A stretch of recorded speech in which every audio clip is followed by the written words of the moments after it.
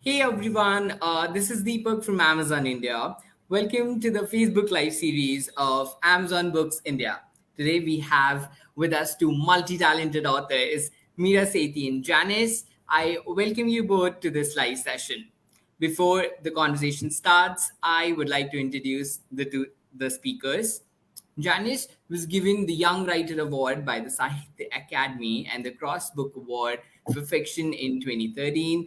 In 2014, she was the Char Wallace Creative Writing Fellow at the University of Kent. Mira is an actor and a writer. She grew up in Lahore and has worked as a book editor at the Wall Street Journal.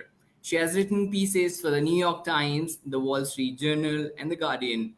Sethi regularly appears in mainstream Pakistani television series.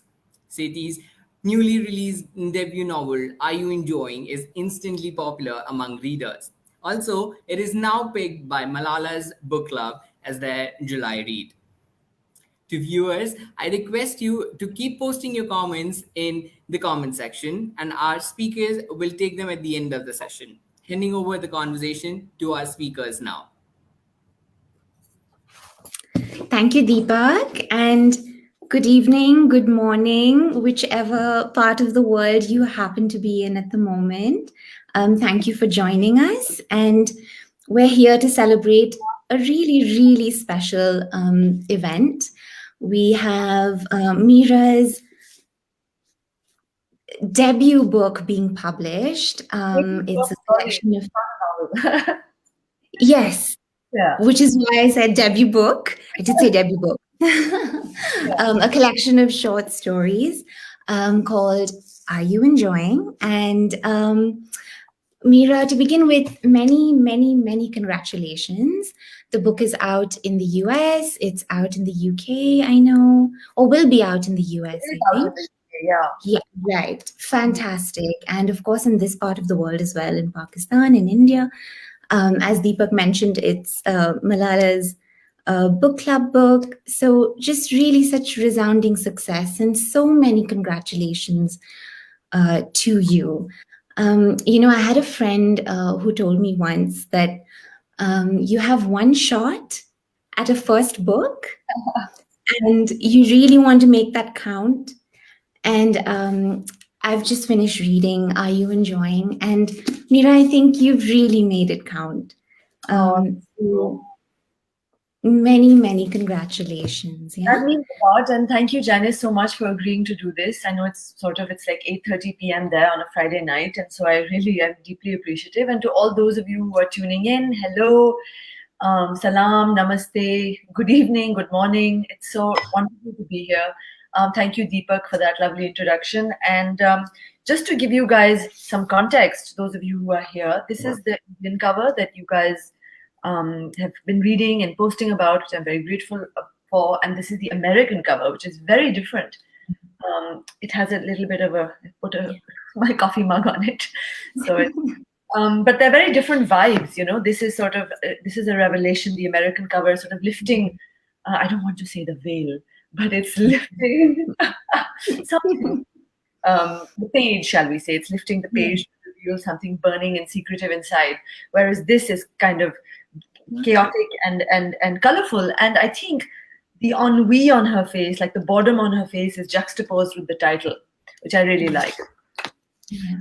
Yeah, absolutely. Now, I did notice that they were such incredibly different covers, such different aesthetics, and such different vibes, as you said. And, we can talk a little bit more about that a little later. I have lots of questions, as you can imagine.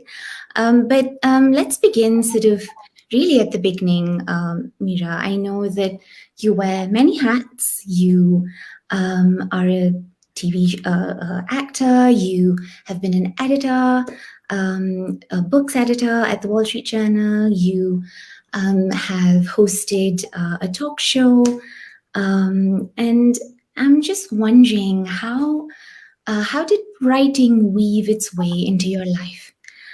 Was it your parents who've been journalists? I know your brother who's also a writer, but how did writing sort of enmesh itself?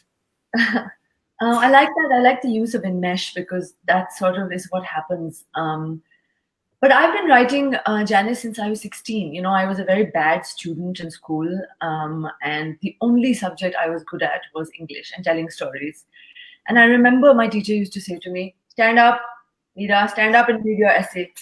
And it gave me a lot of confidence at that age, at 16, when I was like failing in maths and physics. I eventually had to drop physics because I was doing so badly in it. Yeah. And so then I always had this desire to tell stories, and it comes from trying to impose control on a story and to say, well, I am going to, here I am furnishing this thing for you, and come travel with me. And it's an act of seduction. It's an act of self-determination. It is many things. It is a way of also bringing people together and saying, this is my world. This is my crazy and funny and unique world. Can you relate? And so I've been writing since I was 16, and then at Wellesley, which is where I did my undergrad, I did a creative writing workshop that was really, I think, that made me realize for the first time that I could seriously perhaps think of a career in writing. It was my haven, I used to actually, my roommate used to laugh and say, she'd say, "Are you going to your creative writing class?" And I'd say, "Yeah." And she'd say, "Yeah, because you're wearing earrings. You don't ever wear earrings for anything else." And I was all of 20, and I would wear these little earrings to go because it would excite me so much. So writing has always excited me. And I started writing this book about 6 years ago. And it took me a long time to write it. Even though there are 7 stories in this collection, it takes a really long time for a story to sort of take hold, and for the writer also to understand the story. You have so many false starts. You have so many placeholder openings that go nowhere, and you also go down these rabbit holes that go nowhere. But that is part of the process. And I think I was talking earlier about control, but I think so much of writing is being okay with uncertainty. Right? You don't know where a story is going to go when you start writing it. And so that's sort of the big picture. But I'd be very curious to know if you have any follow-up questions. That was a very sort of vague answer to your question. No, that's I love it. I love that you call it an act of seduction. I love that you call it an act of empowerment. And from what you said at the end, I think it also is an act of courage and boldness and bravery. To live with any kind of uncertainty is difficult, and to be a writer, to lead a writer's life, to embark on the act of telling stories is allowing yourself to imbibe and sort of live with uncertainty. So that's very true, and sort of very heartening, I think, to hear you sort of be really honest about it. I think I'm always interested by how the things that we do, the many things that we do apart from our writing, how do they sort of inform the writing that we do? So not in terms of autobiography, that's a very sort of jaded, almost sort of, yes, exactly, just really sort of so constricting. But I'm really interested in how, say, for example, for you, acting, which has been such a large, part of your life, how has that informed the craft of your writing? I mean, that's a really wonderful question, and one that I've actually talked about quite a bit. So, when I'm Janice, you're obviously familiar with Bollywood because you live in India, and I don't know if you've ever been on the set, but sets are a very interesting kind of petri dish of power dynamics, of egos, of ambitions, of resilience, of humor, of code switching, of signaling through code and innuendo, of flirtation, of all these things. And when I'm on a set, and actresses in particular tend to develop very close relationships with their makeup artists. And I find I wrote Breezy Blessings. Breezy Blessings is the second story in this collection. It's the first story I wrote when I was started writing this book, and it's about an actress on the set of her first major TV show. I am not Mehak. She's much younger, and she has a very different sort of journey and very different experience. But I find that I am really switched on when I am acting, and that being switched on and being alert to the sounds and sights on set is really a portal into sort of the where the acting where the writing comes from, the impetus for the writing. There's only one story about sort of being on a set in my collection, but I think that interacting with people in Karachi, getting out of sort of Lahore, which is where I grew up, and I lived then, so it was very cozy, but it was a blanket I wanted to throw off at some point and go off and do my own thing. Karachi is where I have a lot of material, and I find that it's Pakistan's really only cosmopolitan city, and that is, you have people from all kinds of places in Pakistan coming to Karachi to find work. You have laborers, you have actors and actresses, you have people. It's the economic hub, and so that is where the energy of Karachi fuels a lot of my writing. I love it. And the thing that I noticed while I was reading your stories as well, and you can sort of tell me if I noticed correctly or not, is that you have a great and very rare awareness of body language. Oh, wow. So as soon as I started reading your book, actually, what really struck me, and this is Javed and Marianne, it's sort of set up in a very particular way, and there's a great scene that actually opens the book, that opens the first story, and there is a very, very particular and very sharp awareness on your part, I thought, of what characters do with their hands, how they sit, how they slack, how they move, how they inhabit a room. And I just thought, my God, it's so sort of strong, this sense of you being in a place of play and drama. You're the first person who's actually noticed that, and I've been waiting. I've been on a book tour for weeks, and I've been waiting for someone to not necessarily say that, oh, you're very good at noticing body language, but talk about the element of sort of performance, right? Yes. A lot of my characters are performers. Even the ones who are not professional performers are chameleon-like, and they're always they're sort of performing an act, so to speak. And that exactly sort of ties back to what I was saying about being on set. I do notice the ways in which people, if I'm conducting this session sitting like this with you, what does that sort of say about me? And our directors often will tell us, "Aise na khada hoye." I played a very strong character recently in this comedy called Chupke Chupke, which you may or may not have seen. My director would often say to me, "Haath chala ke baat kare." And I would say, "Kya matlab, sir? Matlab is tarah." He said, "Nahi, आप बड़ी आपकी अपनी जो elegance है उसको side पे करें और हाथ चला के बात करें जिस तरह पाकिस्तान में ख़वातीन बात करती हैं." And so when you're trained in that, right? So you notice it as well. And so maybe I've imbibed and internalized a lot of that now. Absolutely. And I love what you say about your characters actually being performers, even when they're not in any remote way connected to the stage or being on set. And I think that also explains or touches on something when you say that your book, your stories are about young people negotiating, navigating their lives, their vibrant, sort of rich lives against or within this sort of traditional, conservative society. And in a way, that performance becomes their armor and their defense against the world. Yeah. That's exactly right. Their performance is their way of getting by. Their performance is their way of mutating their identity. I've often used this word. I say that they are improvising identities as they go along. And I think that's exactly right. I mean, even in Breezy Blessings, Roshan, the chai wala, he says to Mehak, about drama, you know nothing. And he said, and she's the actress, and he is telling her about drama, you know nothing, because he is a queer person, has had to improvise identities as his identity.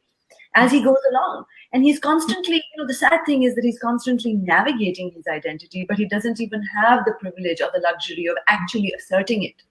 But he's still navigating it. So all of those things, it's exactly right. Like, I recently did an interview in which I said, if there was a genre for the title story, Are You Enjoying? It would be surveillance romance. Like that is the genre, surveillance romance. How do people live and love when they are being surveilled and policed by state and society and by manipulative aunts and uncles and parents? By family themselves. Sorry? Yeah, they can't be themselves. Yeah. They create these little ecosystems of resilience, right? Yeah. Friendships and allyships that they create in the stories. A lot of these stories are about people forming unlikely allyships, whether it's in the end Zibi and Farah in A Life of Its Own, or Roshan and Mehak, or Asha and Zarar, and even briefly the way Javed projects his idealized desire onto Marianne in Minneapolis. Yeah. No, absolutely. And even within Tomboy, the performance that the two main characters sort of inhabit, you would imagine for the rest of their lives.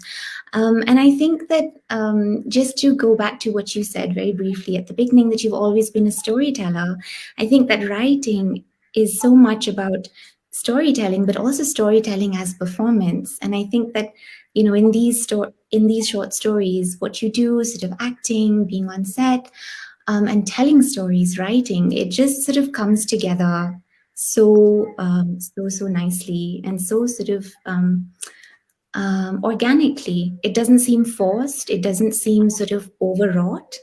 It just happens sort of very quietly on the page. And I think, it's interesting that I am intrigued by your use of the word quietly. And I'm delighted to hear it, because I'd never quite thought of them as quiet, because a lot of the people who are reading them are calling them sort of charged. But I'm delighted to hear that it's not. It's just the sancha in which I am, the sancha that I'm using. Yeah, no, absolutely. I think there is an incredible energy to the stories. So definitely the charge is there. But I think the craft of them is very quiet, that they're not overdone. And they're not sort of, it doesn't seem like the author, isn't any trying too hard. But I can see that that's a really important theme at the heart of your stories. This idea of, young women, fierce, independent young women, trying to sort of negotiate this labyrinth of rules and expectations and the burdens that are placed on them. Absolutely. Power also, right? I think I was in conversation with Shruti Swami, who is a lovely short story writer, about a month ago. And my second book event, and she was sitting across from me like you are now, and she said, your book is really about power. And it was the first time somebody had actually said that. And then later people went on to say it. And, Janice, the beauty of writing is that you often don't know what your themes are until you've written them. And I say this a lot. I say this a lot because I really mean it. And you're a writer yourself, and you know this, right? You don't set off with an agenda. And I actually think agenda-driven writing in fiction is actually sort of burdened with ideology. And I think there's nothing more unattractive than sort of the ritualization of things in fiction, right? But I think going back to the power, I think it's exactly right. Young people who are sort of doing this and trying to fend off, expectations and the straitjacket that society has sort of put them in. And the thing that I wonder, and tell me if you agree or you want to explore this with me, but one of my friends said to me, she said, while I was reading your work, I thought to myself, these characters are resilient and they're trying really hard to break through and to survive in this sort of hostile environment. But it also made me sad, because I wondered if they were forever going to be confined to these tiny spaces that they are trying to carve out for themselves as spaces of safe harbor. And I wonder about that also about Pakistan sometimes. India? Oh my, yes, absolutely. Yeah. But I think that the act of writing, I don't know if my microphone is sort of echoing a little bit, but and pardon me if it is. But I think that the act of writing already allows us to perhaps imagine a space within which this kind of fight can at least continue. And if we weren't even doing that, then really, where is the hope um, of anything changing? So this is a start, and it it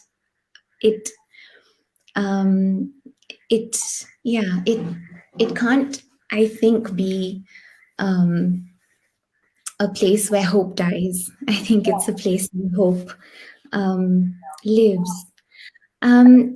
Before I invite you to read an excerpt, Mira, because I'd love for you to do that. Absolutely. So we may. So I'm torn between Breezy Blessings and Tomboy. Do you have a preference? Gosh, I love both. So I'm going to be absolutely answer, Janice. Okay, I'll read from Breezy Blessings because it has more voices. Yes. Okay. That might be better. So, those of you who are watching, Breezy Blessings is about a very young actress on the set of her first major TV show. How many girls from good families have gone into this line of work? I'm not the type of mother who says sit at home, but do something decent, I say. Now look at your sister. I'll marry whomever you want me to marry, Mehak said. All day I'll be left alone with this useless man, her mother said, unafraid of her own wounding candor about her husband, who sat at the edge of the sofa stirring sugar into his tea. Mehak's father did not look up. Afterward, he went to Mehak's room and took her hand in his own. Mehak looked at his hand, strewn with black wisps of side-swept hair. He smiled and told her not to worry. It was her first lead role, and there was no doubt in his mind she should take it. One day, when she won Best Actress at the Jeet TV Awards, he would give the speech. I love you, Abu Khan, she told him. She returned the director's call as her father looked on. It sounds perfect, sir, she said on the phone. I'm over the moon. I've been a fan of yours for so long. She tapped the speakerphone button. So sweet of you. And feeling is totally mutual. I wanted someone sweet, even a little bit shy. Her story is a little violent, nothing serious. Just a few slaps. Mehak said it would be her honor. She looked at her father and shrugged. I'll read more later, but I think this is enough for now. Mira, that was that was fantastic. I mean, I was laughing when I was reading it because there are some exquisitely funny lines in there. But just hearing you reading them out loud just now, okay, that was like a whole other level of sort of enjoyment. Thank you. Okay, so I have a question about language, and it's something that came into my mind as you were reading just now. There's a lovely piece in Vogue that you did, I think, maybe a month or two ago. Was it called A Pandemic, a Marriage, and I think Life Between Two? A marriage and a life on two continents. Yes, exactly. So there's a line there where you, there's a little section where you talk about, being in San Francisco with your husband and sort of slipping into his life, his friends, his sort of social circles, and relentlessly speaking English. Communicating, and this I'm quoting, communicating the clutter of my inner life in a language that houses my intellect more than my heart. And I was just wondering how, when you're writing in English, where does the heart come from? How do you place the heart in your writing? Yeah, I think, Janice, a lot of the heart, if one wants to look at the heart in my book, it is in the dialogue. So a lot of the dialogue, it's not that the prose doesn't have what I'm feeling, but the dialogue is where I get the texture of national feeling, right, of the ways in which we speak and the ways in which we convey intimacy through our cadences and through the words that we choose to leave out also. And language telegraphs class, it telegraphs your politics. A lot of the language, even the title, is a colloquialism. Are you enjoying? Aapne enjoy kiya? Did you enjoy? And a lot of people in the Western world who have read this have sort of been a little perplexed, not necessarily by the title, but about sort of the ways in which my characters speak a lot of broken English in the book, and they've sort of said, this reads very much like a debut, and that's hilarious to me, because I'm just trying to tell you, I'm conveying a sensibility, right?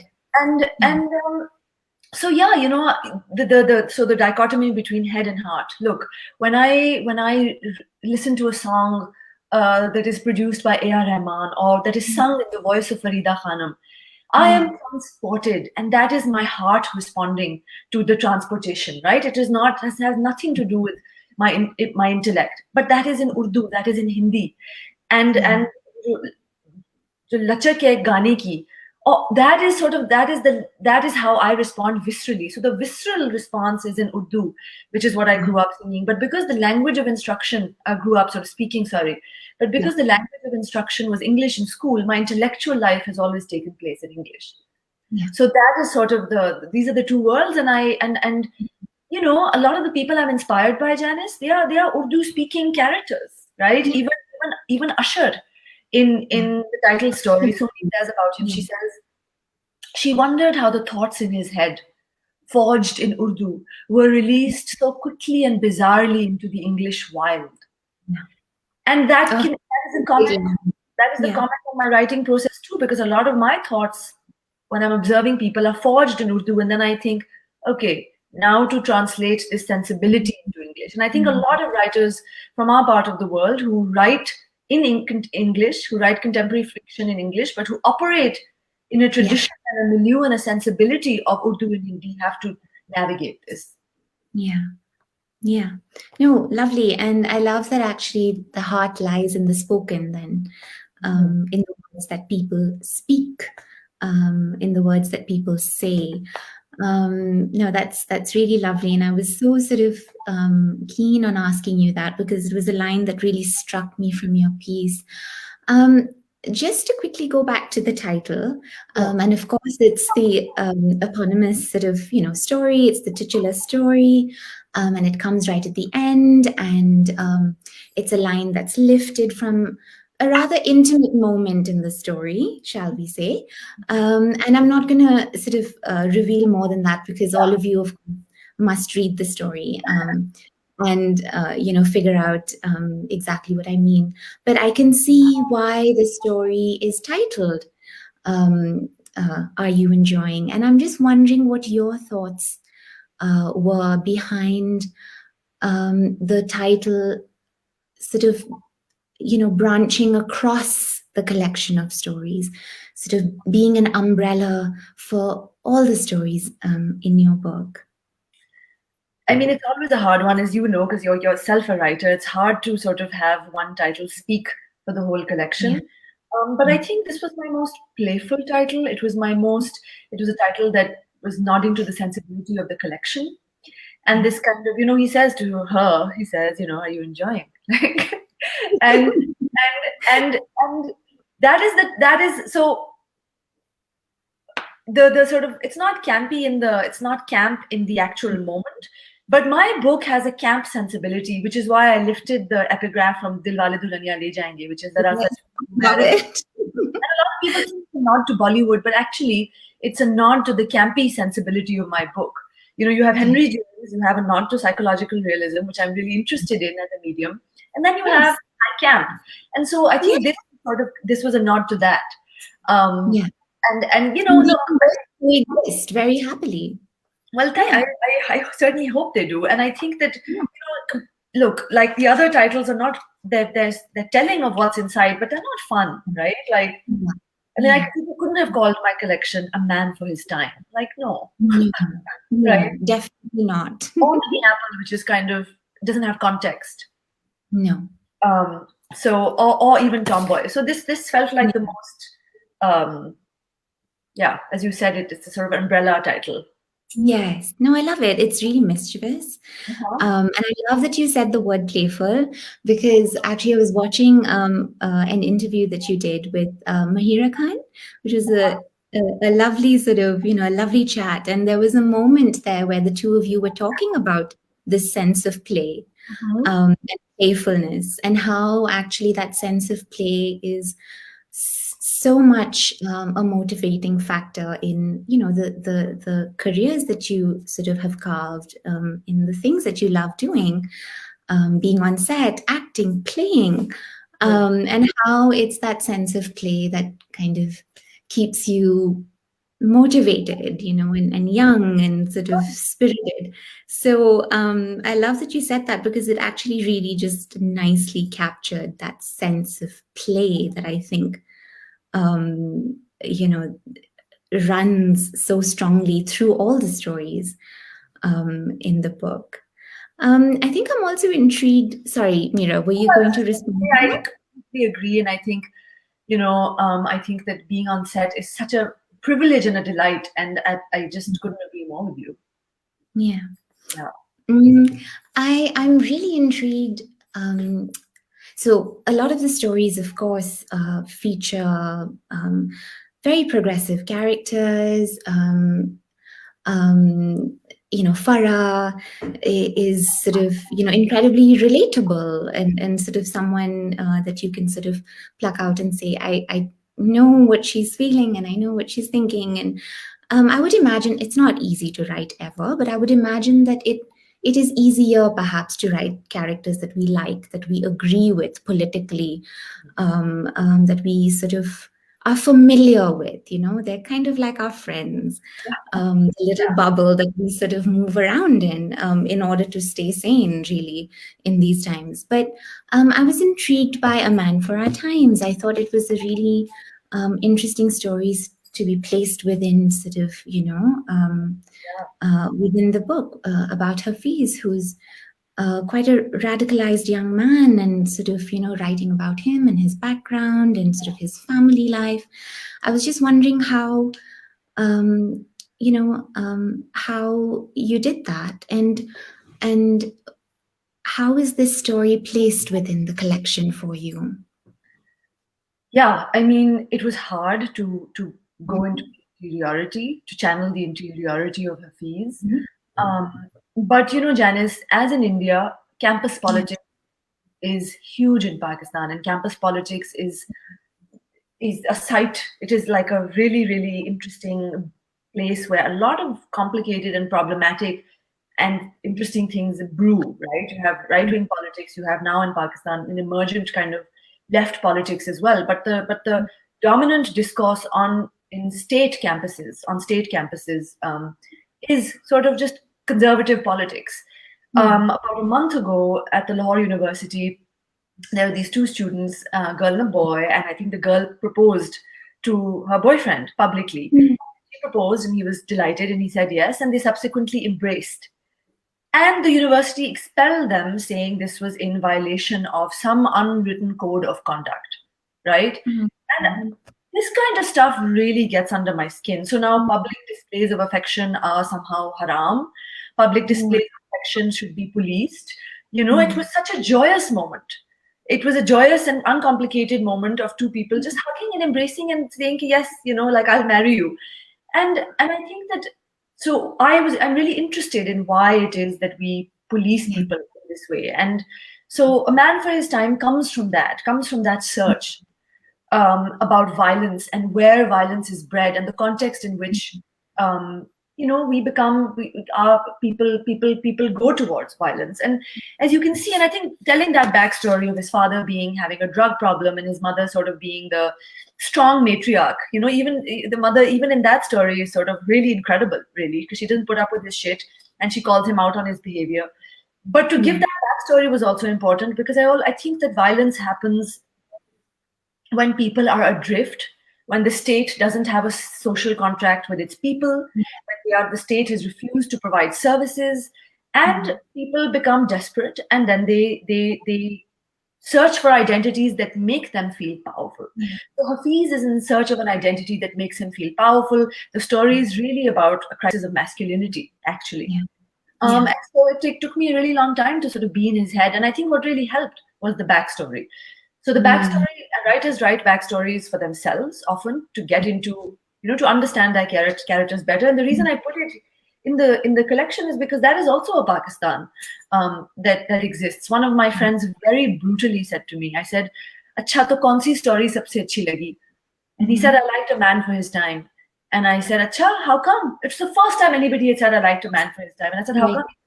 Well, it's the only story where the material reality of your characters is not like upper middle class, And he said, and I thought that was a very honest and brutal response. And I said, okay, I take it.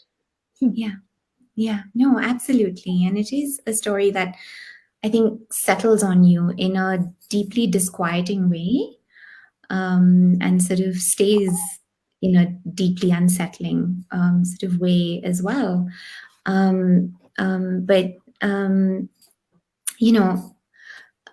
I wanted to ask whether that's something that you do, and this is more sort of a sort of background craft, thinking about character kind of thing. Is that something that you tend to do with your characters? Do you, I understand with Hafiz, it was all that more important for you to think about background and background story.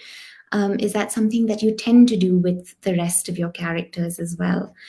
Sort of really sit with them, think about their lives, their sort of everydays, before you set down, their stories. Yes. So I think what happens is that I just do a lot of free writing. So I open up a page. I don't really write by hand anymore. I used to. I miss it. But I will just be on a Microsoft Word document. And for example, I wrote a ton of backstory for Sony because I couldn't understand her for the longest time. What was drawing her through this relationship? What was her backstory? What was her relationship with her parents like? She's, the product of a very, very wealthy but kind of distant father. And so what is her? So yeah, I do a lot of free writing. And as I said at the beginning of our conversation, the free writing doesn't make it into the book, but it is really the place where you figure out and you untangle so much about your characters and plot. And I really, Janice, I believe, and I think character is plot. I am the kind of writer for whom character is plot. And maybe when I write my novel, I'll become a little more strategic about plot in and of itself as a thing in terms of action happening on the page. But my instinct as a writer is to really focus on my characters. And I think a lot of my stories are mini character studies in many ways, as opposed to being, short stories that have really interesting plot. I don't think that's my strong suit. But that's a whole other thing. So I do writing and I create backstory for my characters. I'm really interested in people, basically. No, absolutely, and you can see that, and I think you're right. It's more about holding up sort of a part of someone's soul under the microscope, and you're taking a really long, deep, dark look into someone's actions, why they do what they do, what motivates them. So you're deconstructing, even as you're building a story. I'm also really interested, and this is a question, Mira, forgive me, that you're going to get probably a lot and have probably answered about 1,000 times over, but it's a very simple question on my part, and it's a question about place, of course. You're a Pakistani writer, writing stories that are set in Karachi and Lahore. But really for me, I'm interested in what is it that makes, for you, what is it that makes writing about a place authentic for you? Wow. I think it has to be. So I'm not really answering your question because I was going to say that it has to be the truth, but it has to be the truth of your lived experience. I'm not the kind of writer who writes in an ivory tower and writes conceptual high literature. I go out into the world and I interact with people, and I would like to present them as they are, as they are. And I think that as a non-Western writer, you have to ask yourself a question early on in your career, which is, do I want to be a bridge maker above all else? Right? And do I want to be accessible to Western audiences above all else? And the answer is, of course, if you're being published by Knopf, you do want to be a bridge maker in some ways, but never, Janice, at the expense of the idiosyncrasy and intense subjectivity of your characters. That to me is like, I will never ever spoil or try and explain or try and dilute the idiosyncrasy of my characters, because that just to me is, it feels so it feels pandering and it feels artificial. And that's why a lot of the dialogue here is maybe difficult for people from the West to understand, because it's the sensibility behind it is in Urdu. So I think retaining the street aspect. Now I'm getting to your question. Retaining the street aspect is really important, and the local aspect. And the minute you zoom out of the local and try and paint a very universalist picture, you lose what it is that makes your picture authentic. Yeah. No, and you can sense that. I think you've used description very sparingly, if I may say the word, because it's not a descriptive heavy book. You're not going on and on about the streets of Lahore, the streets of Karachi. You really aren't. But the descriptions when they're there about how, when you wake up to a Lahore morning or when you walk out into a Lahore evening, it's there, but it's there sort of just at the right place at the right time. And that for me betrays the fact that it's not there for, what is the word? It's not there to it's not ornamentation. It's there because it's part of the story, and it wouldn't be the story that it is without that feel of the place right there, I have to ask a slightly sort of a question that sometimes sounds like I'm asking a mom sort of which is her favorite child, but like, but I wanted to ask if you had a particular story that was closest to your heart. That's a fair question, because it changes. So what I'm interested in right now may change in a month or so. But I think these days I like A Life of Its Own Part 1 a lot. And I think the title story, Are You Enjoying? So those are probably close to me these days. And then Tomboy is also up there, I think, for me. Yes, it's hard to choose, isn't it? Maybe a little self-indulgent, Janice. Which story resonates with you? Oh, this is a tough one. I really did feel for the character in Are You Enjoying? For both the characters, actually. And I loved the place at which it ended. Right. Because it was unexpected. I really didn't see that coming in a way. So you're right. Your stories are not sort of massively driven by plot, but the character surprised me. And I think that's what really fine for him in the way that she does. Is that? No, do I want to give it away? Yeah, sure. The fact that he calls and says, that's it. I did not expect that at all. And I thought that shift of, the shift of the power dynamics within that story was just, incredibly sort of, it really did my head in, to be honest, because the dependence on him, you see his dependence on her, and it's constantly sort of shifting. But the other story, and you just mentioned it just now as well, and I'm interested in why sort of it's placed in two parts. Life of Its Own. I thought the arc of that story, again, it's an arc that follows a particular power dynamic, and it shifts very, very exactly. It shifts very sort of slowly right to the end. So I think those two stories really, because I love this kind of interplay of power and how people use that to their advantage, how people sense it when they have the upper hand, how they will exploit that. It's what makes them human. It's what makes them interesting. It's what makes them, neither black, neither white. It makes them, complicated. Did you feel any sympathy for ZB? Very difficult question. At times, because I could see what she was sort of trapped in as well. I think that's what made it difficult for me to outright dislike her, and to sort of also embrace her.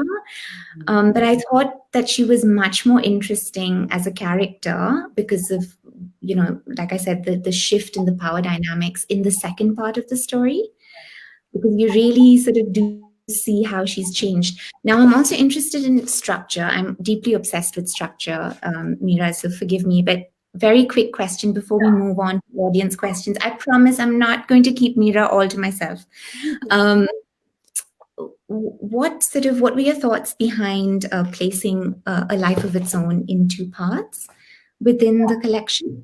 So I wanted to show the passage of time, and I wanted to show time passing, and I didn't want them to just be right sort of one after the other, because I wanted just a break. I wanted an emotional break. And then I wanted the reader to go to ZB. And not a lot of time has passed, but I wanted her interiority to suddenly feel very fresh and new, as opposed to, because if you're stuck, because the first story is narrated from Farah's point of view, right? So if you're sort of embedded in her consciousness, then parachuting you into ZB's consciousness is suddenly like, you're like, oh, okay. So I wanted a break. And I also, I really wanted ZB, who is a kind of her use of one. One has vastly improved the lives of the poor. It shrouds her in this whole comic, this sort of tragicomic gravitas. Yeah. Yeah, she would be a great character to play on screen, Mira. Yeah. Really, no, I can see. I think it was a great structural call, actually, to leave that gap between the 2 parts. It worked so well. Mira, you've been so patient. Sorry, love? I wanted to humanize her also, because she's she's of a different generation, and she is stuck. She's just that is her generation, and then of course her father also. She felt thwarted by her own father, so I just wanted the reader to know her backstory. Yeah, no, absolutely, absolutely, and thank you. You've been so patient with all of my many questions, and there's so many sort of coming in from the audience. So shall we just take a couple, Mira, if that's okay? Yeah. Are there any questions that didn't make it into the book? Are they sort of secretly lying in your laptop somewhere? Yes, there are 3 stories, I think. 2 stories that didn't make it. One I couldn't. One I tried to write from the point of view of a male politician, and I couldn't get into his head. So that's languishing in a drawer.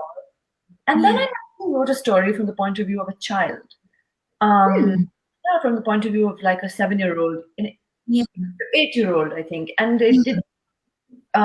Sorry, I think she's 10, and it didn't make it into the collection. It was Stream of Consciousness, and I really like it. And one day I might publish it somewhere. Yeah. But because the standalone story. Yeah. No, it's really important. What you leave out is as important as what you leave in.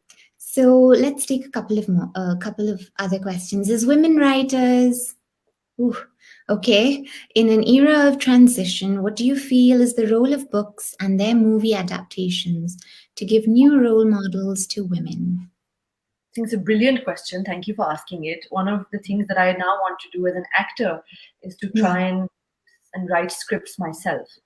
That is sort of the next, something I want to do in the next stage of my life. And I think that, look, aapne sabne suna hi hoga, representation matters. It does. A representation matters because you humanize people via a representation that you haven't seen before. And you also then, we were talking about power earlier, Janice, you get to tell stories that people haven't heard before. And therefore, then you are saying, this is also a story and we refuse to be unknown to you. And I think when you give women and minorities that power, it changes how you think about them. It humanizes them. And so, I think that women, I really admire the work of Zoya Akhtar. in India. I think she's doing a fabulous job. I've admired her since I saw Luck by Chance. I really love Made in Heaven. I think that that is the kind of content that I would also love to produce and to star in. And representation matters. I don't know if you saw Riz Ahmed's video a few days ago where he's talking about Muslim representation. It's about expanding. It's about expanding our hearts and our minds, and it's about saying these are also the lives that we lead. So it's very important. Absolutely. And once you know someone's story, they are a person. And it's really that simple. Thank you. And so exciting. Would really love to sort of, hear much, much more all about this. But let's see what the other questions are like. You spoke about how Karachi and your life as an actor has been a big inspiration for you. What are the other things that inspire your stories? I'm really, this is going to sound repetitive, but in terms of themes, I'm interested in, I really love people who strike out on their own and have the odds stacked against them, but are insistent on living their own lives. Whether it is that a chai boy or a crew boy, crew wala on the set of a TV show, or it's a woman trying to navigate a thorny situation in a patriarchal society, or an actress standing up to a creepy director. I really admire people who don't run away from difficult situations and try and find solutions to them, and creative solutions. And sometimes they get lost in the process when they're formulating their own defenses and formulating their own responses. But they figure it out in the end, I'm inspired by that. I'm inspired by the fact that Pakistan is a transitional society. I shouldn't say that I'm inspired by it, but I'm interested in the fact that Pakistan is in a transitional space. And the dominant narrative is kind of oppressive. The dominant narrative is problematic. The narrative that you see on TV and the narrative that exists, frankly, is one where women don't have as much space, and a lot of other people don't have as much space and don't have a voice. And I'm interested in changing that narrative. So I'm inspired by the fact that we are in this interesting liminal space right now where we've only been around for 74 years, as have you guys, but of course we go back civilizations. Yeah, but I'm interested in how we are formulating our own identity as a country. Yeah, no, absolutely. I know what you mean, Mira, especially at this point where you're thinking, you really do have to tell these other stories, because the big mainstream narrative is so skewed, so biased, so narrow. Sorry? And I'm saying the mainstream narrative, right, is so dominant, whether it is a single note story about Islam or terrorism, or a single note story about Pakistan ka matlab kya hai, or a single note story about hum India nahi hai. Whatever it is, whatever these toxic narratives are, you have to step up and say, hey, here are these other narratives, and they may seem small and insignificant to you, but this is how people are actually navigating this treacherous space right now. Yeah. Absolutely. Thank you. Really, that's so important to be said. I can't even begin to sort of go on about it. But another question before I sort of, who is your favorite author? This is, something that's bound to come up. Who is your favorite author from South Asia, though? From South Asia. So I will say the following. I don't know if I have a favorite author because I don't love all the books that this author has written. However, two people who've had a big influence on me are you ready? One is Arundhati Roy. I love The God of Small Things. It was a seminal book for when I was a teenager, and the way she uses language and her, the way she talks about class and again power, and it really, as a kid, The God of Small Things was huge for me. And then, I love the short stories of Danial Moinuddin. I think, God, yes, Other Rooms, Other Wonders. Yes. And I think at the level of the sentence, he is such a beautiful, evocative writer. Really. I love In Other Rooms, Other Wonders. Oh, such good picks. Thank you. What is the book that you're currently hooked onto? I'm not hooked onto a book right now, but I have read several books in the last few months that have really resonated with me. I loved Homeland Elegies by Ayad Akhtar, which is Yeah. about Muslim American identity in the aftermath of 9/11 and the Mhm. trauma of what it means to belong to two places and so Mhm. on. So that was a book I really liked. I really liked Rachel Cusk's Outline. I read it about 6 months ago, and it is Yeah. about a writer who is trying to find herself in the aftermath of her divorce. And it Yeah. is a critique of conventional storytelling. It is a critique of the artifice of conventional storylines, and also it's about her own muted trauma, and she does it in a Mhm. very, very elegant way. So those are two books that really resonated with me over the last few months. Mm. Lovely. No, Outline is quite stunning, quietly stunning for sure. I agree. Um, which was the first book that made you realize that you want to write too? The Line of Beauty by Alan Hollinghurst. It's actually Oh, my favorite book. So yeah. Alan Hollinghurst is probably my favorite writer then, because he's not South Asian, so I couldn't say.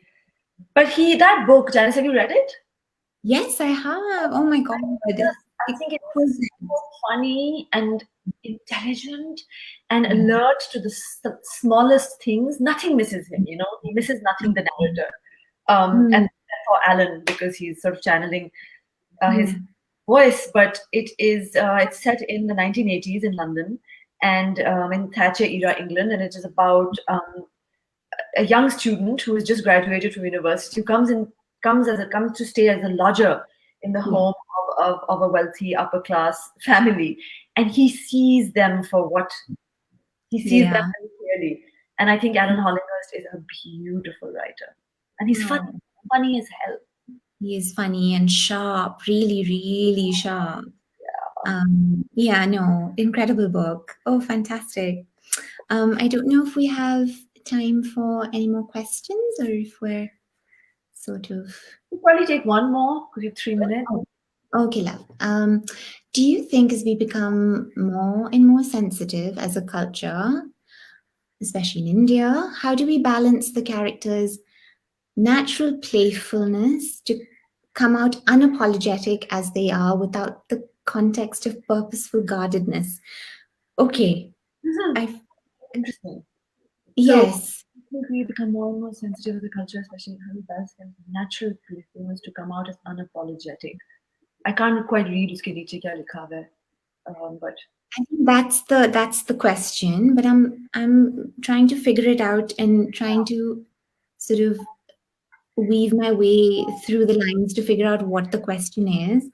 I think this sort of talking about, yeah. is it about censorship a little bit? Like, how do you decide But sort of, I think a character's natural playfulness to come out unapologetic. I'm yeah. I'm thinking a queer character then, as Hmm. they are without the context of purposeful guardedness. I think I'm not so sure, Mira. I'm so sorry. I'm not being able Yeah, to help you. exactly. And well, I think you just have to write your truth, Yeah, to be brave, and so much of the ways in which these queer characters communicate is through code and innuendo. yeah, And I wanted to show that, and I also wanted to show that people create these lovely and sneaky networks of solidarity, and yeah. that is also how you can also showcase playfulness as well as sort of ingenuity. Yeah. And when you say guardedness, it just takes me back to what we were saying right at the beginning, the performative aspect of all of these characters, right? To be on guard is to put on a show, is to perform. Um, so it's always a tussle between the two. And we have a minute, so I'm just going to go back to your gorgeous American cover because I'm so intrigued by how different these two books are. Yeah, and Gosh. excuse the stain on it, guys. But really, I'm so sort of intrigued by how differently they've interpreted sort of the vibe of the book. And is your UK cover sort of similar to UK cover to is this one, is the one you guys have because it's Bloomsbury, so it's the right, same. right. It's a very sort of South Asian cover, right? Yeah, the colors and the sort of the aesthetic to it, absolutely beautifully kitschy, as they say. Yes, that is the Yeah. good word for it. That is the word I think one of my editors used. But Janice, can I just thank you for hosting this? This was one of the most thoughtful conversations I've had, and I'm feeling, and I'm so, it's such a just to be for your work to for one's work to be engaged with so much sensitivity and thoughtfulness is a real privilege and a delight. So thank you so much. Oh, Mira, it's been such a joy, really, talking to you and reading your book. So thank you. It was a great session, and honestly, like, love both the covers. Yeah. Yeah, they're like really amazing. So thank you everyone for tuning in. You can check out Mira's Are You Enjoying on Amazon India website and app Happy Reading India. Thank you. Thank you, All right. Deepa. Thanks, everyone. Thanks, everyone.